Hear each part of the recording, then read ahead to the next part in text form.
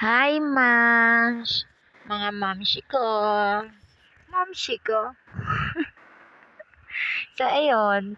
Ito, isi-share ko sa inyo kung paano ko ginawa yung aking wedding invitation.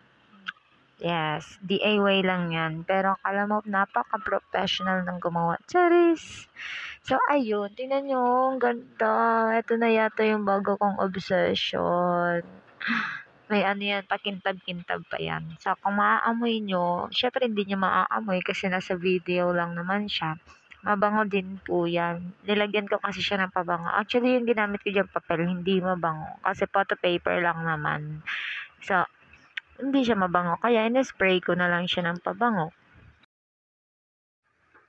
Ayan, sa pagre-ribbon lang talaga ako medyo nahirapan. Tingnan nyo. Pero feeling ko mali yung pagre-ribbon ko. Kaya ganun. Kahirap para sa akin mag-ribbon.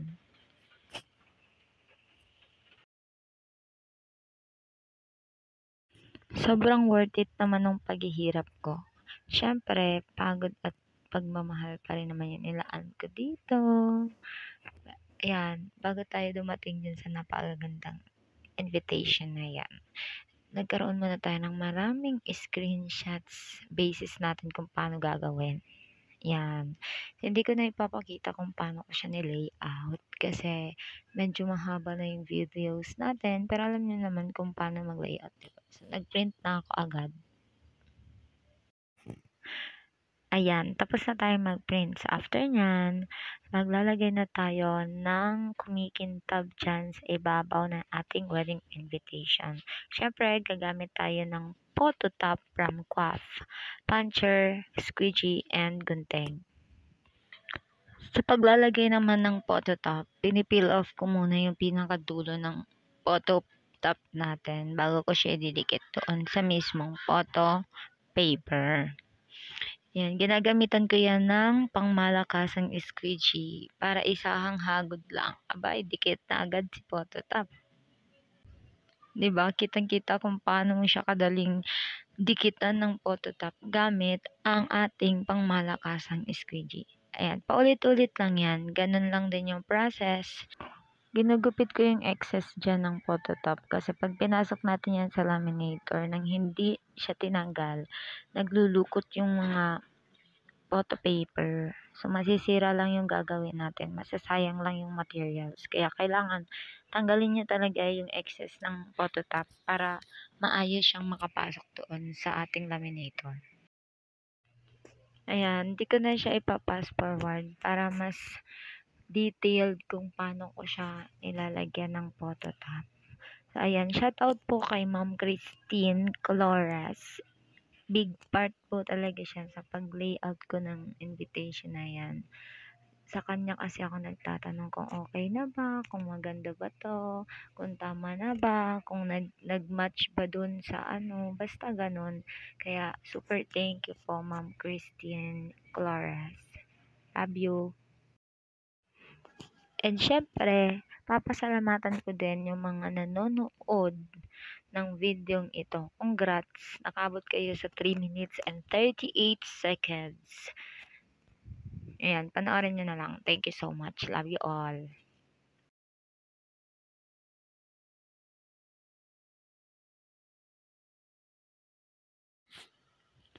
Ayan, panoorin nyo naman ako kung gaano ako nagtyaga sa paglalaminate ng ating invitation.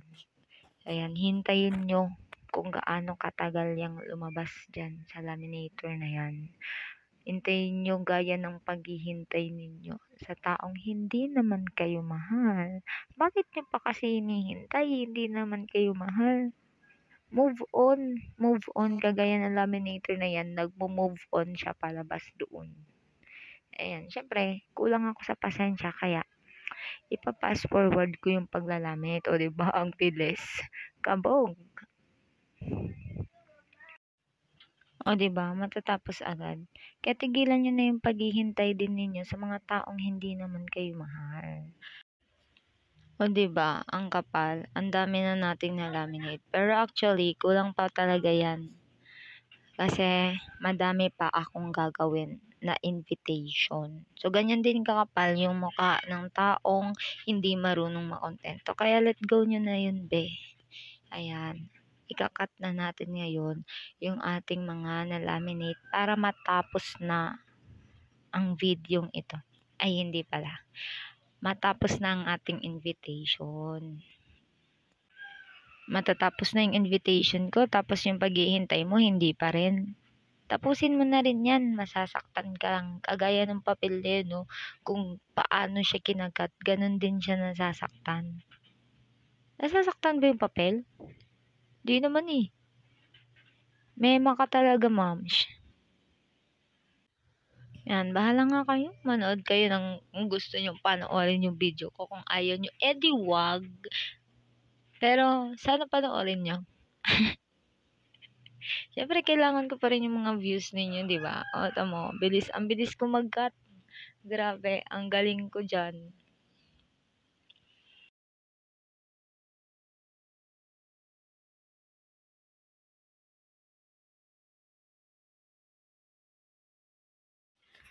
Oh, wag natin kalimutan yung ribbon kasi kailangan yan doon sa paggawa ng invitation natin. Ayan, sinusunog ko yung dulo ng mga ribbons para hindi siya magtastas. Kasi pag nahila yan, natatastas yan. Kaya kailangan sunugin nyo yung dulo. Hi, salamat. Natapos na siyang ikat lahat. So ngayon, ang next natin gagawin ay i-fold na natin yung parang envelope niya. Hindi na kasi ako bumili ng envelope kasi kaya ko naman siyang gawin. So nag-DIY na lang tayo ng parang envelope na lalagyan na lang natin ng ribbon para mas maganda. Para medyo classy siya kung titingnan. Ayan, 'di ba? Dapat paganahin natin yung utak natin para mas tipid. Be practical nga, sabi nila. Ayan. So, bubutasan na natin dyan yung parang envelope natin. Para dyan susuot yung ribbon. Ayan. Magbutas ka lang dyan hanggang matapos mong butasan ang mga envelope na yan. Envelope ba yan? Gawa-gawa to. Ayan, bubutasan natin yan, di ba? So, after ng pagbubutas ng mga DIY envelope na yan, ipa-fast forward naman natin yung video para makapunta na tayo sa pinaka-exciting part. Tama. Ang hirap kasi mag-ribbon, kaya ipa-fast forward na natin kung paano siya nangyari. Tingnan nyo. Di ba? Ang hirap. Papasok mo doon, tapos i-ribbon mo, mali pa yung pagkaka-ribbon mo, ulitin mo na naman. Ayan o.